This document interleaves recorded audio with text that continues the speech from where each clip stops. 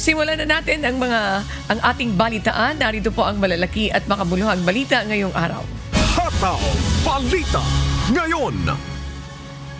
Naglabas ng kautusan si Senate President Francis Escudero para sa organisasyon ng administrative support ng Senado bilang paghahanda sa impeachment trial ni Vice President Sara Duterte. Batay sa kautusan, agad itong epektibo at mananatili hanggang matapos ang paglilitis o hanggang sa ito ay amyendahan. Sinabi rin ni Escudero na magtitipon ang Senado bilang impeachment court sa June 2. Ngunit may mga senador na naisimulan ito bago pa man ang nasabing petsa. Sa tingin ko, at ito yung pwedeng pakinggan ng mga colleagues namin sa mga argumento ni Senator Coco, posibleng-posible at para sa akin, and I believe para kay Senator Coco, mas desirable at kayang gawin mas maaga sa Hunyo. Hataw Balita ngayon. Umaasa si Senate Deputy Minority Leader Risa Ontiveros na matutuloy ang all-member caucus ng mga senador upang mapag-usapan ang impeachment trial laban kay Vice President Sara Duterte. Anya, mahalagang marinig ang iba't ibang pananaw upang matukoy kung kailan dapat simulaan ang paglilitis. Iginit rin niyang posible at mas kanais-nais na gawin ito bago pa ang pagbabalik sesyon ng Kongreso sa Hunyo.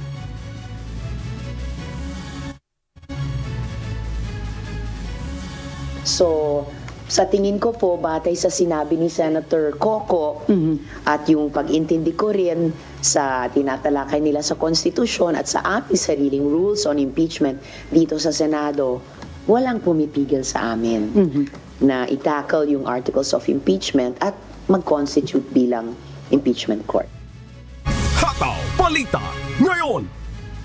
Mariing tinanggihan ng Pilipinas ang panawagan ng Chinese state media na alisin ang US Typhoon Intermediate Range missile sa South China Sea. Ayon sa National Security Council, may karapatan ng bansa na palakasin ang depensa nito at ginagarantiya na ang nasabing missile system ay para lamang sa depensa. Binatikos din ng NSC ang China sa pagpapalakas nito ng sariling missile arsenal habang kinukwestiyon ang hakbang ng Pilipinas. Samantala, giniit naman ng Armed Forces of the Philippines na walang ibang bansa ang maaring magdikta sa mga hakbang ng Pilipinas sa pagpapalakas ng depensa nito. Hataw Balita ngayon. Sinalakay ng mga otoridad ang isang gusali sa Pasay City at nadiskubre ang iligal na Philippine Offshore Gaming Operator o POGO operation na sangkot sa investment at lab scam. Halos 500 individual na karamihan ay mga dayuhan ang hinuli matapos makumpirmang ginagamit nila ang mga computer at text blaster equipment para sa panloloko. Agad na kinandado ng lokal na pamahalaan ang gusali upang maiwasan ng muling operasyon nito. Sa initial viewing namin is nakita namin may investment scam, love scam, at meron kaming nakitang listahan ng mga pangalan ng mga Pilipinong nagpapadala ng pera. Ito mas nakakabahala kasi merong mga Pilipinong involved. So ibig sabihin, hindi lang mga foreigner yung victims nila. Ibig sabihin, nambibiktima rin sila ng mga Pilipino dito mismo sa ating bansa. Hataw Balita ngayon. Nagbabala si Senator Risa Ontiveros sa muling paglaganap ng Philippine Offshore Gaming Operator o POGO scams na ngayon ay gumagamit ng mas maliliit at mas lihim na operasyon. Kabilang ang panluloko sa pamamagitan ng peking travel ads. Ayon sa kanya, bahagi pa rin ito ng mga malawakang human trafficking at investment scams na apektado pati na ang mga Pilipino sa loob at labas ng bansa. Ipinapanawagan din ng senadora ang agarang pagpasa ng anti-POGO law upang tuluyang mapigilan ang mga ilegal na gawain ng mga natitirang POGO operator sa bansa. Hataw Balita ngayon. Tiniyak ng Commission on Elections o COMELEC na hindi sila magdadalawang isip na ilagay sa kanilang kontrol ang isang lugar kung may banta ng election-related violence lalo na sa Bangsamoro Region. Ayon kay Chairman George Erwin Garcia, layunin nitong tiyakin ng maayos at ligtas na pagboto ng publiko. Muling inatasan ng COMELEC ang PNP na buwagin ang mga private armed groups upang maiwasan ang pananakot at harassment sa eleksyon. sana maunawaan, maintindihan ng mga politiko dyan at mga kandidato, hindi po kami magkadalawang isip na maglagay sa Comelec control ng isang area para lamang siguraduhin na ang mga kababayan nating botante ay maayos na makakaboto. Hataw Balita ngayon. Kinundina ng Commission on Elections o COMELEC ang pamamaril kay Dato Piang Vice Mayor Attorney Oma Samama at itinuring itong election-related violence. Ayon kay Chairman George Erwin Garcia, karamihan sa mga insidente ng karahasan ay nagaganap sa Maguindanao at Cotabato City. Dahil dito, posible pang madagdagan ang mga lugar na nasa red category para sa halalan sa Mayo 12 ng kasalukuyang taon. Maghihintay ang COMELEC ng rekomendasyon mula sa Philippine National Police at Armed Forces of the Philippines para sa reclassification ng areas of concern. Wala pong duda, wala na pong ifs and buts yung election-related violence po yan. Basta sa kasalukuyan, any violence directed against a candidate, an incumbent official, is always election-related. Hataw Balita ngayon. Nahaharap si ACT-CIS Party List Representative Erwin Tulfo sa panibagong disqualification case kaugnay ng kanyang 2008 libel conviction na sinasabing may moral turpitude base base sa Omnibus Election Code. Batay sa petisyong inihain ni Bertini Causing, kinwestiyon din ito ang pagiging Pilipino ni Tulfo gayon din ang kanyang academic qualifications at paglabag sa anti-political dynasty law. Ayon naman sa Commission on Elections o COMELEC, irarapol ang kaso sa isang dibisyon ngayong araw habang inaasahang maglalabas ng desisyon ang First Division sa March 3. Hataw Balita ngayon. Maring itinanggi ng Department of National Defense o DND ang ulat tungkol sa umunoy data breach at sinasabing nananatiling ligtas at gumagana ang kanilang mga sistema. Ayon sa Philippine Army, may naitalang illegal na pag-access ngunit hindi ito matatawag na hacking incident at kasalukuyan silang nagsasagawa ng countermeasures laban sa naturang grupo.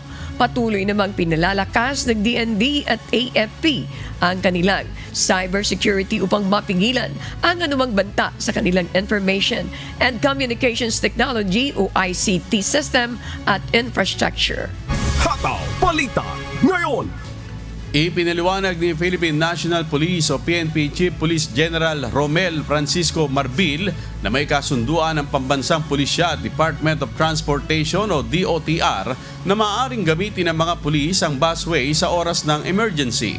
Ito'y matapos mahuli ang isang convoy ng PNP na dumaan sa EDSA busway noong Martes, February 25. Bagamat hindi ito marked vehicle, sinabi ng general na may escort naman ito mula sa Highway Patrol Group at nagmamadali para sa isang operasyon. Hiniling din ng PNP sa DOTR na huwag nang i-publicize ang plate numbers ng mga nahuhuling sasakyan para sa seguridad. That's on duty. And that's there's an emergency that we have to call kasi meron po kaming operation and the SALG will announce kung ano po yung nangyari and we're happy po. Maganda po yung nangyari na result last night na operations po natin. Hataw Balita ngayon. Simula sa March 1 ay patutupad na ang 49 pesos na per kilo ng maximum suggested retail price o MSRP sa 5% broken imported rice. Ayon kay Department of Agriculture Secretary Francisco Tio Laurel Jr., patuloy nilang riripasuhin ang presyo upang makita kung maaari pa itong ibaba. Samantala, pinuri naman ng Samahang Industriya ng Agrikultura o SINAG ang hakbang ng DA at umaasang bababa pa ang presyo ng bigas sa ideal na 40 hanggang 45 pesos kada kilo. Hataw Balita ngayon. Libo-libong senior citizens ang nakatanggap ng cash incentive sa ilalim ng Expanded Centenarian Act of 2024. Pinangunahan ni Pangulong Ferdinand Marcos Jr. ang nationwide payout kung saan 1,079 na benepisyaryo ang nakatanggap ng kabuuang 12 million pesos. aabot sa 2.9 billion pesos ang ipamamahagi sa mahigit 275,000 senior citizens ngayong taon bilang pagkilala sa kanilang kontribusyon sa lipunan. Sa ilalim ng Expanded Senior Citizens Act, ang mga senior citizens ay may karapatang makakuha ng 5 o 20% discount sa iba't ibang bagay sa serbisyo. Kasama sa 5% senior discount ang tubig at kuryente kung hindi hihigit sa 30 cubic meters na tubig o 100 kilowatt hours ng kuryente ang konsumo. Hataw Balita ngayon.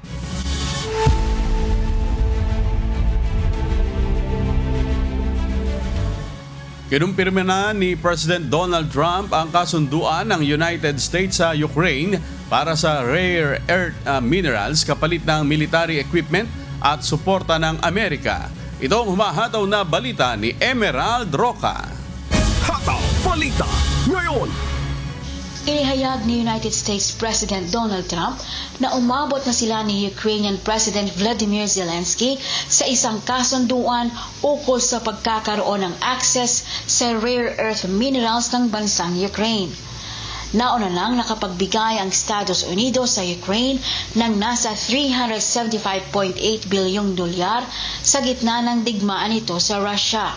Sinasabing ito umano ang maaaring kapalit ng wartime support sa KYIV, karagdagang mga military equipment at ang karapatang makapagpatuloy na lumaban upang makakuha ng access ang Amerika sa rare earth minerals nito. Ang rare earth minerals ay ginagamit sa paggawa ng dekuryenteng sasakyan, telepono at mga high-tech na devices na matatagpuan sa Earth's crust. Tinatayang mayroong rare earth minerals ang Ukraine na umaabot sa 111 bilyong tonelada kung saan pangunahin ang coal at iron na nagkakahalaga ng $14.8 trillion. Nauna nang tinanggihan ni Zelensky ang unang draft ng agreement kung saan lalagdaan ang karapatan sa $500 bilyong na halaga ng likas na yaman ng kanilang bansa. Bagamat di pa inilalabas ang buong detalye ng kasunduan, ayon kay Al Jazeera's Alan Fisher, ang bagong draft ng agreement ay iminungkahi ng Washington na makakuha ng 50% ng mga rare earth minerals ng Ukraine kapalit ang $500 bilyong upang mapabuti ang ekonomiya nito. Ito ay long-term financial commitment para makabuo ng isang matatag at maunlad na ekonomiya sa Ukraine. Emerald Roca, humahataw sa balita ngayon. Hataw Balita ngayon. Tatlong warship ng China ang nakapasok na sa exclusive economic zone ng Australia na nagdulot ng flight disruptions sa bansa. Pinaniniwala ang suportado ng isang nuclear-powered submarine ang mga nasabing barko.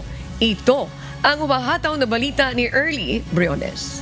Hataw Balita ngayon. Kinumpirma ng ilang opisyal ng New Zealand Defense Force na muling nakapasok ang People's Liberation Army Navy Flotilla ng China sa exclusive economic zone ng Australia. Ito ay matapos maglabas ang Royal New Zealand Navy ng ilang mga larawan ng mga nasabing sasakyang pandagat ng China na malapit na sa mga baybayin ng Australia at New Zealand. Nagsagawa noong nakaraang linggo ng live firing exercises ang mga nasabing warship ng China sa silangang baybayin ng Australia na nagdulot ng mga trans-Tasman flight diversions. Bunsod nito, masusing siniyasat ng Australia at New Zealand ang Chinese military dahil sa hindi nito pagbibigay babala sa dalawang bansa bago magsagawa ng mga live drills. Ayon sa Royal Navy, patuloy nilang babantayan ang paggalaw ng mga nasabing Chinese warships at makikipag-coordinate din sa Australian Defence Force gamit ang ANZAC-class frigate SMN ZS Tikaha at marine sustainment vessel na HMN ZS Aotearoa. Early Briones, humahataw sa balita ngayon. Hataw Balita ngayon. Inianunsyo ng White House na pipiliin na nito ang mga mamamahayag at pahayagan na maaring makibahagi sa press pool na nagbabalita tungkol sa administrasyon ni United States President Donald Trump. Ito ang humahataw na balita ni Jenny Rico. Hataw Balita ngayon. Sa loob ng ilang dekada, ang poll system na pinapapasok sa White House ay dominado ng mga mamamahayag mula sa news outlets katulad ng CNN, Reuters, ABC News, Fox News at The New York Times. Nitong Martes, February 25, ibinaba ni spokesperson Caroline Leavitt na patuloy pa rin na makapapasok ang mga organisasyong ito sa White House, ngunit bibigyan din nito ng access ang iba pang outlets na kanilang pinili. Ayon sa kanila, ilang dekada nang dinidiktahan ng White House Correspondents Association o WHCA ang pagpili sa mga mamamahayag na maaari magtanong sa loob ng White House.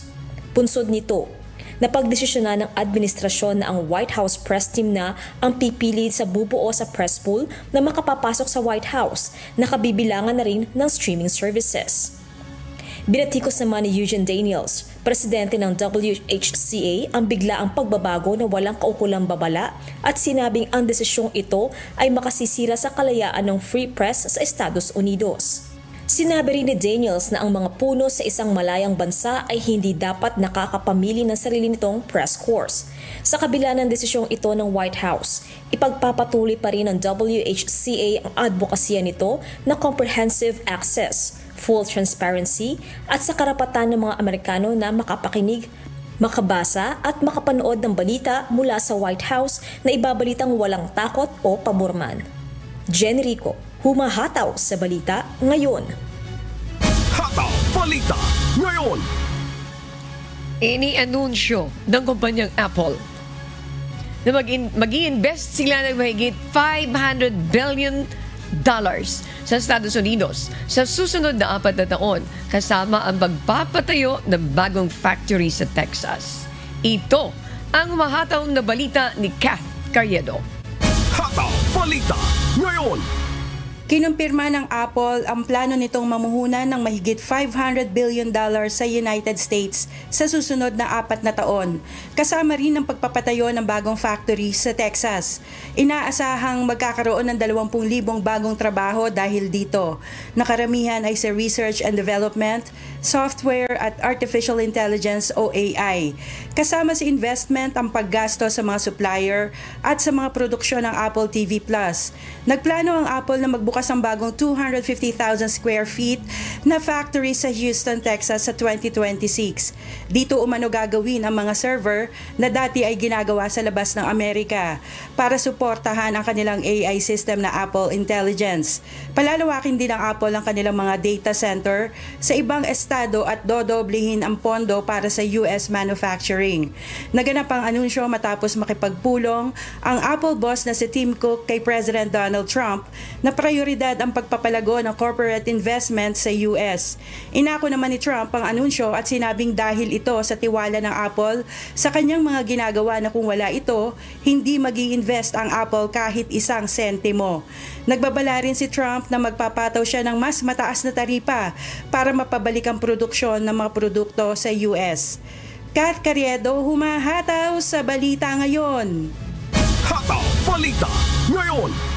Nagdulot ng isang malaking problemang pangkalusugan ng isang hindi kilala at nakamamatay na sakit sa Democratic Republic of Congo, kung saan umabot na sa mahigit 50 tao ang nasawi habang mahigit 300 naman ang nahawa sa loob lamang ng 25 araw. Ito ang humahataw na balita ni Danny Delieva. Hataw Balita Ngayon. Isang hindi kilala at nakamamatay na sakit ang tumama sa kanlurang rehiyon ng Democratic Republic of Congo, kung saan umabot na sa 53 na individual ang namatay. Nagsimula ang outbreak sa lalawigan ng Equateur, kung saan 431 na ang tao ang nakaranas ng flu-like symptoms tulad ng lagnat, pagsusuka, pagtatae, sakit sa ulo at katawan at pagkapagod. Inilarawan ng World Health Organization ang nasabing outbreak bilang isang banta sa kalusugan ng publiko dahil sa karamihan ng bilang ng mga namatay ay nangyari sa loob lamang ng 48 oras pagkalabas ng unang sintomas. Nagpadala ang ilang mga investigador ng sample mula sa ilang kaso ng sakit sa National Institute for Biomedical Research sa Congo, kung saan nagnegatibo ito sa mga karaniwang sakit tulad ng Ebola at Marburg. Nababahala ang ilang mga eksperto dahil sa mahinang sistemang pangkalusugan sa Congo na maaaring magpalala sa kasalukuyang kalagayan ng bansa sa pagpuksa sa nasabing sakit. Ayon sa ilang health official, nangangailangan ng isang high-level intervention upang maiwasan ang pagkalat ng nasabing outbreak. Danny De Lieva, humahataw sa balita ngayon.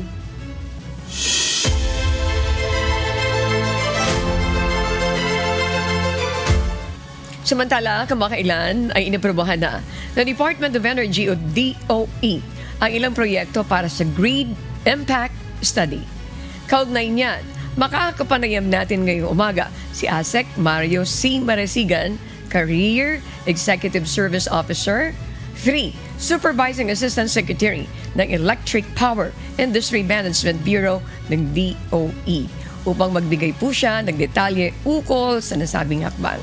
Magandang umaga po, ASEC Maresigan. Maraming salamat po sa inyong pagpapaunlak sa amin ngayong umaga. Kumusta po kayo? Napakagandang umaga po, Ma'am Annie and Sir Sherwin. At nais ko rin pong batiin, hindi lamang kayo, kundi pati ang inyong mga taga-subaybay. Maraming salamat at maganda siguro yung ating mapag-uusapan ngayong umaga. Ang unang tanong namin po, ASEC, sapat ba ang supply ng kuryente sa bansa? Lalo na po ngayong papalapit na ang tag-init, kung saan inaasahang tataas po ang demand. Maraming salamat po sa inyong katanungan. Patuloy po ang pagmomonitor ng Department of Energy dito sa kalagayan po o sitwasyon ng ating power supply. Pero hindi lang po sa power generation ang tinitingnan natin, pati po ang ating mga transmission at distribution system. At sa kasalukuyan po, ang ating pong pagtatantiya, wala po tayong nakikita na posibleng maging rason para magkaroon po tayo ng pangamba na magkakaroon ng kakulangan sa serbisyo ng kuryente kahit po pumasok ang ating tag-init at kasabay pa po niyan ang ating pong darating na eleksyon. Very good. That's a very good news. Ito naman po, puntahan natin yung mga proyekto ninyo. Gaano ba kahalaga itong iginawad ng Department of Energy ng inyong pong tanggapan dito sa Systems Impact Studies? What is this? Doon daw po ito sa 11 na mga proyekto sa iba't ibang mga bansa dito sa atin. Sa iba't ibang bahagi po ng bansa para mapalakas na ang supply ng kuryente. Pwede bang paki-explain ito na mauunawaan po ng ating mga nanunood at nakikinig? Go ahead po, ASEC. Napakaganda po ng inyong katanungan. Ang ating pong System Impact Study ay isa pong paraan para malaman natin kung handa ang ating pong mga linya ng kuryente, particularly po yung ating transmission system sa pagpasok ng mga bagong planta ng kuryente. So, yung paggagawa po o pag-a-assess ng isang planta kung tama o may kakulangan ang ating linya ng kuryente ay nasasaad po yan sa ginagawang System Impact Study. Dito po ay binibigyan ng ating pong transmission operator kung ng green light, kung sapat po yung kakayanan ng ating linya para mapadaloy yung generation po ng isang planta. At kung meron naman pong kakulangan, nalalaman din po natin sa System Impact Study kung ano ang dapat na uprating or upgrading ng mga linya, substation, upang yung pong generation ay hindi masasayang. Ganon din po, inaalam din po natin yung panahon, kailan po yung eksaktong timing na makukumpleto yung linya ng kuryente natin. Ito ba'y kasabay, mauuna o mauhuli sa pagtatayo ng mga planta? At ang ating pong sinisiguro, dapat po nakaabang na ang ating mga substation, ang linya ng kuryente, ang transmission system natin, at handa sa pagpasok po yung pagkakumpleto ng isang proyekto. Kaya ito pong 11 proyekto na binigyan po natin ng endorsement para sa System Impact Study ngayong January 2025, ay ito po ay para lang masigurado ng ating pong system operator, ang National Grid Corporation of the Philippines, na sakto po sa timing ang pagpasok ng mga planta dahil may kaukulang linya tayo ng mga kuryente. ASEC, para lubos namin maintindihan, you made mention about the transition line. I'm sure mayroon kayong partner dito na mga ahensya o kaya, I don't know if it is a private company. Sino ang mga in charge nitong mga pagbibuild ng mga transition lines? Ito, kung sakasakali po, Ito ba yung pagtatayo ng planta, pag-install ng mga transition lines na yan, yung bang mga counterpart nyo ay nakahanda din sila at anong monitoring ang ginagawa nyo to make it a point na lahat ng mga programa at proyekto na gusto nyong ibaba at binababa nyo ay talaga naman po magkakaroon ng katuparan on time. Asek? Maganda po yung inyong katanungan. Ano po? Tama po kayo ron, doon sa isang bagay na paano natin malalaman na may sapat na transmission system at sino yung gumagawa nito. Well, tayo po ay may ginawaran ng concession agreement. Base na rin po to sa Electric Power Industry Reform Act. Dapat po pribadong sektor ang magtatayo at magpapatakbo ng ating transmission system. At yung pong ating concession agreement ay naibigay po do sa kinikilala natin ngayon na National Grid Corporation of the Philippines. Sila po ang nag-ooperate, nag-maintain ng ating mga transmission system at isa po sa mga function nila ay ang gumawa ng mga transmission facilities. Hindi lang po linya, kasama po yung mga substations at mga iba pang pasilidad para ma-ensure po na may dadaluyan ang ating kuryente. At ano nga po ang kahalagahan ng System Impact Study? Una po, nabanggit ko na po, tama po ba sa timing? Yung bang pagpasok ng ating bagong planta ng kuryente ay naaangkop doon sa naman sa nakatayong transmission system. At kung may kakulangan, ano po ang dapat gawin? Lahat po yan ay minomonitor ng Department of Energy, buhat po sa pag-i-endorse sa NGCP kung paano nila gagawin ang System Impact Study. At paglabas po ng System Impact Study, ito po ay minomonitor natin na tatama ba sa timing? Sapat ba yung ginagawa ng ating NGCP para ma-ensure na pag natapos ang isang planta ay kasabay po noon ang linya ng kuryente. At kung meron po tayong makita na magkokos po ng mga delays, mababalan po yung saktong timing na tinatawag natin, then ang Department of Energy po ay tumutulong sa ating pong NGCP kung paano ito mapapabilis. Kagaya po ng mga problema sa right-of-ways, so ang Department of Energy po ay namamagitan at tumutulong sa NGCP.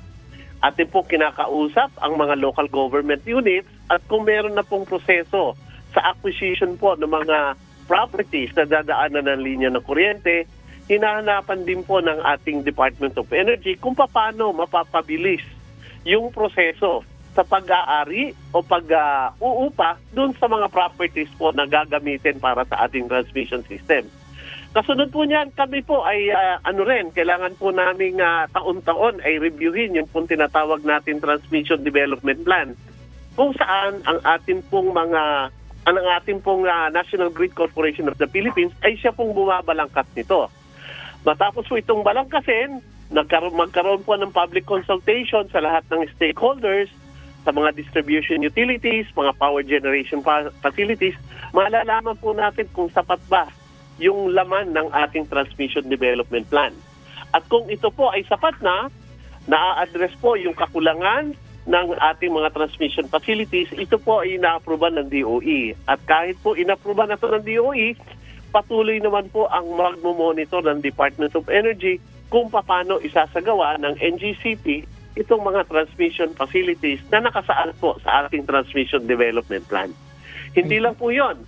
Kahit po nakatayo na yung linya, tumatakbo na po ang planta, ang Department of Energy din po ay nagmo-monitor kung paano naman ang operation and maintenance ng mga planta at linya ng kuryente. Ito po naman ay nasasaad sa tinatawag nating Grid Operation and Maintenance Program, kung saan po ina-aproban po ng Department of Energy yung timing o yung panahon kung kailan ang isang planta ay magkakaroon ng maintenance program kasabay po ng pag-maintain ng ating mga linya ng kuryente, pati po mga substation. So sa kabuuan po, patuloy pong minomonitor at tumutulong po ang Department of Energy kung paano natin masisigurado na ang isang planta na tumatakbo para mag-produce ng kuryente ay makakapagpadaloy naman ang ating mga kuryente patungo sa lahat nating mga consumer. Ganun po ang ginagawa ng ating kagawaran ng enerhiya. Napakaliwanag naman itong tinuran niyo po, Asek Marasigan. Ang sarap makinig dito sa lecture niyo. Ano po, para lubos namin maintindihan. Salamat po. Opo. At Asek, hindi pa tayo tapos. Dito may mga pahabol na tanong. Ang aking amigo dito, Sherwin, go ahead please. Magandang umaga po, Asek. Ang tanong ko po malaki ho ba ang posibilidad na malalagyan ng mga bagong koneksyon yung nasabing 11 na energy projects base po sa isasagawang assessment, Asek? Na-endorse po ngayong buwan ng January ito po itong mga project natin at hinihintay po natin na makumpleto kagad ng ating pong National Grid Corporation of the Philippines yung pong kanilang System Impact Study. At doon po sa resulta ng System Impact Study, dito po natin malalaman kung ano ang mga dapat gawin para masigurado po natin yung 11 proyekto na nasasaad po doon sa ating binigyan ng System Impact Studies endorsement ay sigurado pong tatakbo at makakapagpadaloy po ng kuryente ang ating mga transmission system. At yung pong assurance po natin, Asek, na hindi tayo magkakaroon ng problema sa power supply sa araw ng eleksyon, Asek. Ay maraming salamat po sa inyong katanungan. Napapanahon nga po yung inyong katanungan nakahanda na po ang ating kagawaran ng enerhiya. Katulong po ang lahat po ng stakeholders natin sa sektor ng energy. In fact, inactivate na po natin yung pong tinatawag nating Energy Task Force on Election. Kung saan po, ito pong Energy Task Force on Election ay binubuo ng lahat ng mga stakeholders natin sa hindi lang po sa kuryente, pati po doon sa tinatawag natin mga fuel. Ito pong kailangan po masigurado natin na patuloy din po ang daloy ng ating mga fuel. Hindi po mauubusan ng ating mga tangke. At kasama rin po natin at iba't ibang sangay ng gobyerno, kagaya po ng Department of National Defense and DILG. Pero ito po ay pinamumunuan ng na hindi lang ng kagawaran ng enerhiya, kundi pati po ng Commission on Election. Sa katunayan po, 2 beses na pong nagkaroon ng briefing ang ating pong Energy Task Force on Election kung saan po binalangkas natin yung pong schedules ng pagbibisita ng lahat pong mga importanteng facilities na gagamitin po sa eleksyon.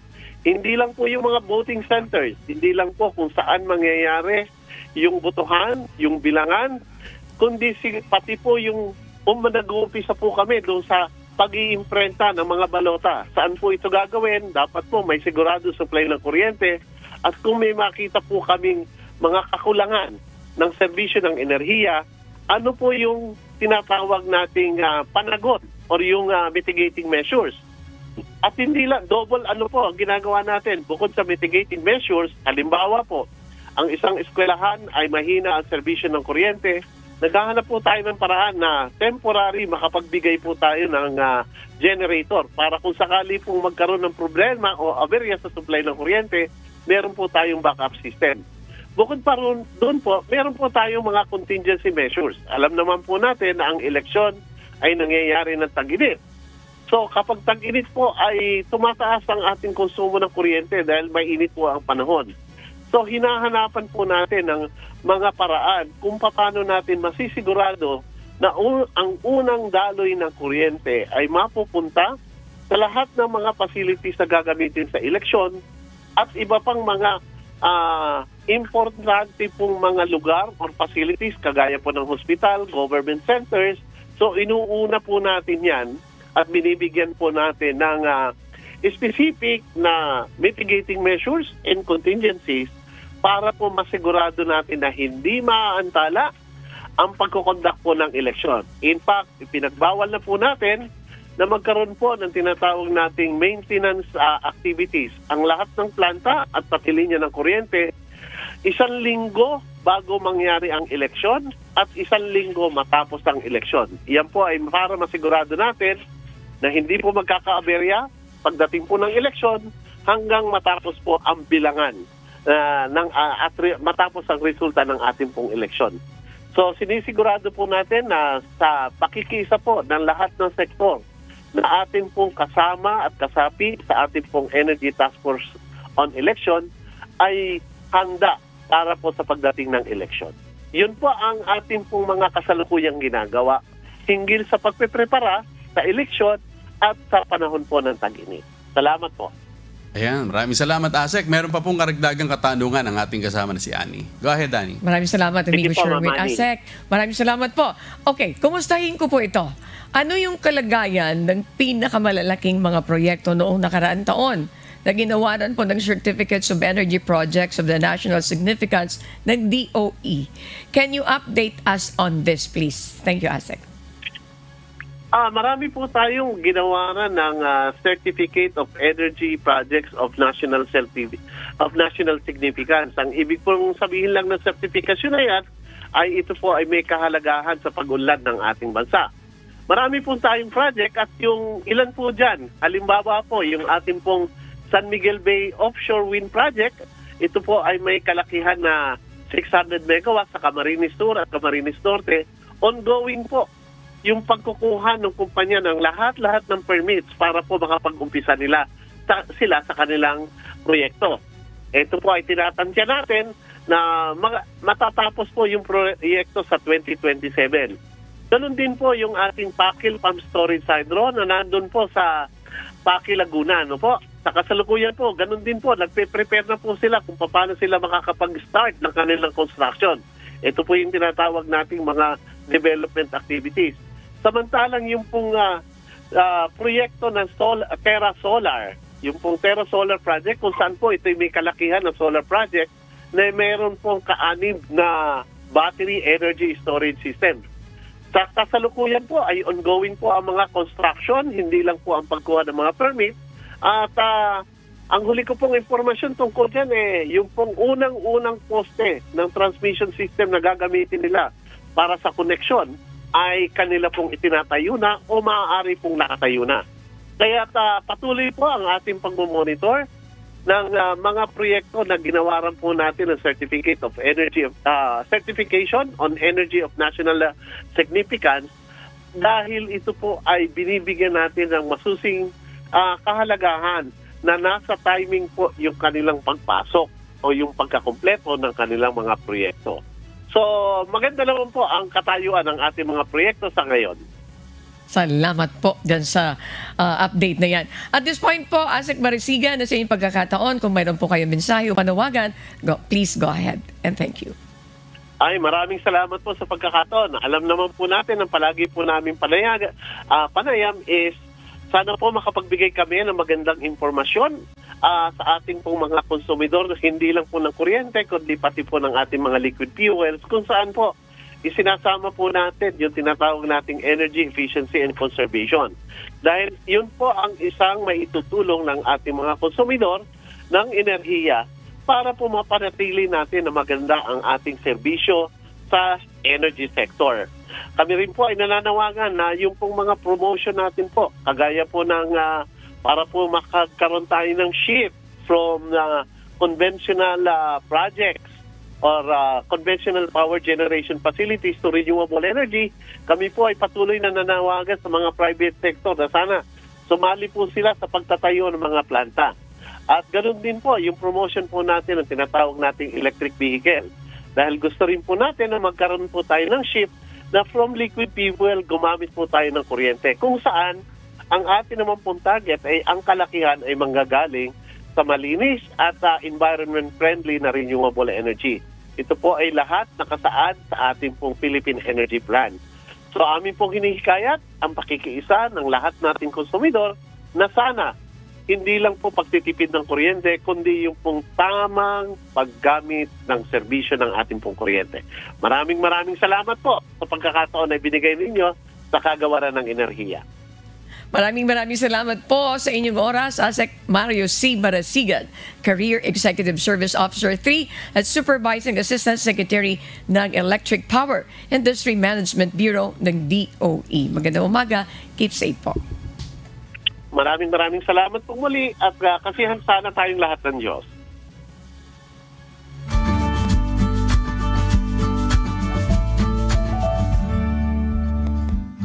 Alamin ang magiging lagay ng panahon sa iba't ibang bahagi ng bansa ngayong araw ng Huwebes. Panoorin po natin ang update mula sa Philippine Weather Bureau Pag-asa. Happy Thursday po sa ating lahat. Ako si Benison Estareja. Magpapatuloy pong epekto ng malakas at malamig na hanging amihan dito po sa malaking bahagi ng Luzon habang magpapaulan naman ng easterlies o yung mainit na hangin galing Silangan lalo na sa may eastern sections ng Visayas at Mindanao. Base naman sa ating latest satellite animation, wala po tayong namamataan na bagyo or low pressure area sa paligid ng ating Philippine Area of Responsibility at maliit din ang tsansa na magkakaroon ng bagyo hanggang sa unang linggo ng Marso. Sa ngayon po, wala tayong nakataas na gale warning or babala sa matataas na mga alon. Even in the coming days, aasahan sa malaking bahagi ng Luzon ang banayad hanggang katamtaman na taas sa mga pag-alon, gayon din sa may western and central sections of Visayas and Mindanao. Medyo maalon po sa may eastern side ng Visayas and Mindanao hanggang 3.5 meters, pero posibleng bumaba pa ito sa mga susunod na araw. Sunrise po natin ay 6:14 a.m. at ang sunset ay 6:04 p.m. Yan muna ang latest mula dito sa Weather Forecasting Center ng Pag-asa. Ako muli si Benison Estareja. Mag-ingat po tayo. At napanood po natin ang update mula kay Pag-asa Weather Specialist Benison Estareja. Tandaan, sa bawat araw na ating nasisilayan, tayo magpasalamat sa Diyos na may lalang.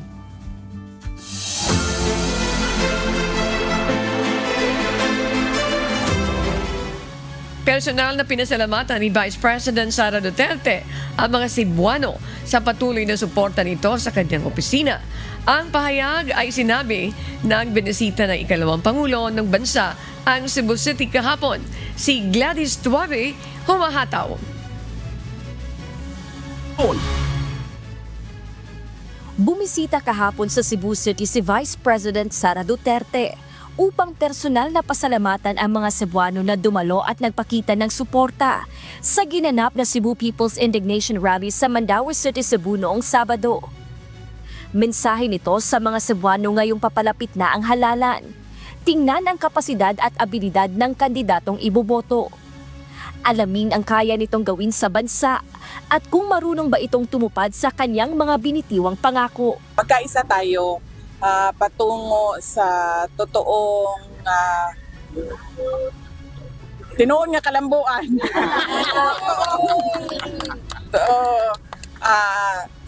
Tinuod nga kalambuan. Karong yung maabot na pinili ay paminaw nato ang mga saad sa mga politiko. Unya tan-aw nato kung unsa ang iyahang nabuhat kaniadto, unsa iyahang kapasidad, unsa iyahang abilidad. Dili lang ta moboto tungod kay pareho ana. Ginaingon ako pirmi walay makakontra ni ani sa akong pagsulti ni ani. Dili ta moboto tungod kay gikan sa political dynasty. Diba dili ta moboto tungod kay anak tungod kay Duterte ang apelyido, anak ni Digong. Tanaw na to ang tao. Unsa ba iyahang mabuhat? Unsa iyahang nabuhat? O ang pinaka-importante sa tanan kadtong ni saad siya sa iyahang mga buhaton para sa ato ang nasod, nahatag ba niya? Sa kabila ng mga isyong hinaharap ng Vice Presidente, mainit pa rin ang naging pagtanggap ng mga tao sa pagbisita nito sa mga residente sa Barangay Ermita sa Cebu City. Kasama ni VP Sara sa naging handshaking activity, si dating Cebu City Mayor Michael Rama at ang iba pang miyembro ng Partido Barog Team Rama. Aniya, bumisita siya upang pasalamatan ang mga tao sa patuloy na pagsuporta nito sa kanyang opisina. Dagdag ni VP Sara, nakadaragdag ng moral para sa kanyang mga tauhan na makita ang patuloy na suporta ng mga tao sa kanilang trabaho at mga proyekto sa kabila ng mga paninira sa kanya. Nagapasalamat ko sa tanan mga tiga Cebu City o Cebu Province sa ilahang pagdawat sa ako adinhi karon sa ako ang pagbisita dinhi sa inyong ang lugar. Di na maihap kung kapila na ko nagbisita dinhi, pero pasalamat kong mainiton gihapon. Kanunay permente ang pagdawat sa ako adinhi. Gladys Tuabi, humahataw sa balita ngayon. Hataw Balita ngayon. Dalawang establishmento sa General Trias City at Imus City ang pinagsilbihan ng search warrant ng National Bureau of Investigation dahil sa counterfeit products. Ayon sa NBI, nag-ugat ito matapos ang reklamong natanggap mula sa isang sikat na trademark na kung saan may nangyayaring unauthorized sale at distribution ng mga naturang produkto. Umabot sa mahigit 121 million pesos na halaga ng mga produkto ang nasabat ng mga otoridad mula sa sinalakay na establishmento. Posible namang maharap sa reklamong Intellectual Property Code of the Philippines ang mga naaresto. Hataw Balita ngayon. Umabot sa 8 ang namatay habang nasa 3,379 ang nagkaroon ng dengue sa lalawigan ng Cavite mula noong January 1 hanggang February 22, 2025. Ayon sa Cavite Provincial Health Office, nasa 40% o 409% itong mas mataas kumpara sa 664 cases noong nakaraang taon sa kaparehong panahon. Nangunguna ang Imus Cavite, Imus City na mayroong 501 cases, Bacoor City na may 456 na kaso, Dasmariñas City na may 416 cases, General Trias City na may 394 cases at Tansa na may 335 cases. Patuloy naman ang pag-alala ng Department of Health na sundin o pagpapaalala ng Department of Health na sundin ang 4S o ang Search and Destroy, self-protection measures, seek early consultation at say no to indiscriminate fogging. Hataw Balita ngayon. Nagsagawa ng walkout protest ang nasa 1,000 estudyante ng University of the Philippines, Baguio dahil sa umano'y maanumalyang paggamit ng pondo ng pamunuan ng eskwelahan. Isang position paper din ang inihanda ng mga ito para ipresenta sa pamunuan ng naturang universidad. Si Grace Doctolero humahataw. Hataw Balita ngayon. Uphold fiscal transparency, explain budget misuse, fund the social sciences, do better UPB, Scholar Tamianan, umaksyon.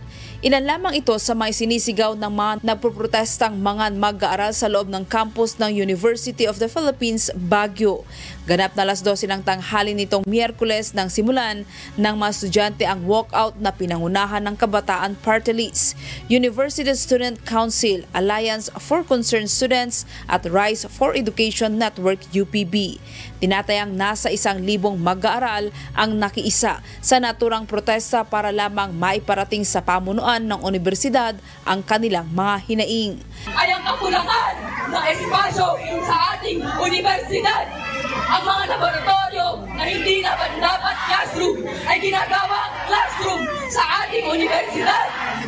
Wala tayong pwede matambayan para makapag-aral, para makagawa ng mga research. Ang dami-daming issue na pwede sanang masolbahan kung magamit lang sana ng maayos ang ating budget. Pero hindi ito ang nangyari. Papayag pa tayo doon! Ang kilos protesta ay pakikiisa ng mga estudyante ng UP sa iba pang state universities bunsod ng kanilang pagkadismaya sa administrasyon ni Pangulong Ferdinand Marcos Jr. Higit sa ating mga quiz! Higit sa ating mga reporting sa ating mga ninanakawan tayo, mga kapwa ko, konsensya ng bayan. Ninanakawan tayo dahil ngayong 2025, 2 billion ang budget cuts na haharapin ng UP. At ito, 2 billion na ito, manifestasyon ito ng pagpilay na kasalukuyan nating gobyerno sa pondo para sa ating edukasyon. Tumanggi munang magbigay ng pahayag ang pamunuan ng UP Baguio hinggil sa isinagawang protesta ng mga estudyante. Grace Doctolero, humahataw sa Balita Ngayon. Hataw Balita Ngayon. Pumukaw sa atensyon ng mga plantito at plantita ang nagagandahang obra o floral landscaping sa Baguio City. Nagbabalik si Grace Doctolero. Hataw Balita Ngayon.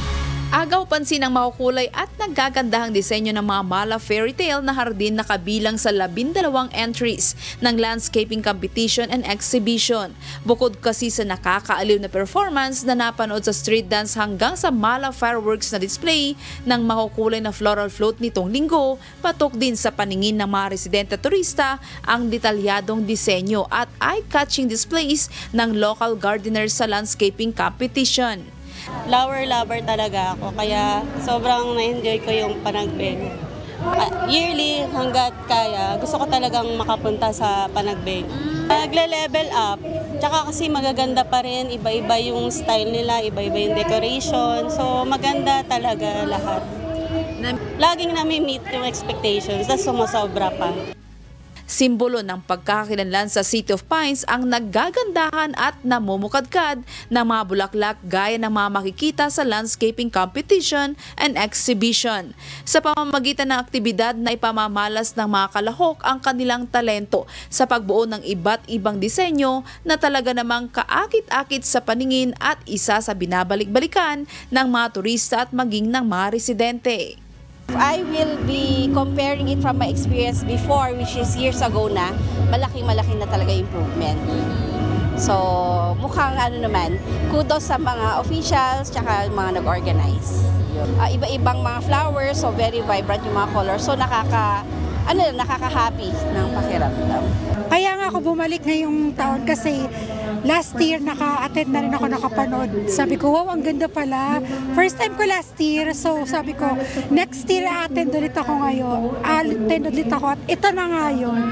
So probably next year, baka pupunta pa rin ako para manood. Matatagpuan ang 12 landscaping entries sa Melvin Jones Grandstand. Bukas ito sa publiko hanggang March 2 kasabay ng awarding at closing ceremony ng isang buwang selebrasyon ng Panagbenga. Grace Doctolero humahataw sa Balita Ngayon. Hataw Balita Ngayon.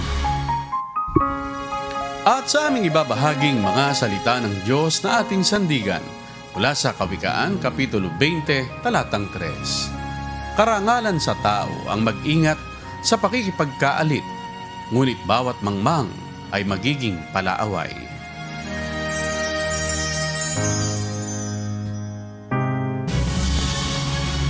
At yan po ang mga humahataw na balita ngayong umaga ng Huwebes, ika-27 sa buwan ng Pebrero 2025. Ako po ang inyong amigo, Sherwin Kulubong. Sa ngalan po ng lahat ng bumubuo ng UNTV News and Rescue, UNTV Radio, La Verdad 1350 at ng ating mga correspondents mula sa Pilipinas at sa iba't ibang panig ng mundo. Ako naman po, si Annie Rantoy. At dito sa UNTV at UNTV Radio La Verdad 1350, Diyos ang aming sandigan, serbisyo publiko ang aming pinahahalagahan. Susunod na po ang Good Morning Kuya. Salamat po sa Diyos at magandang umaga.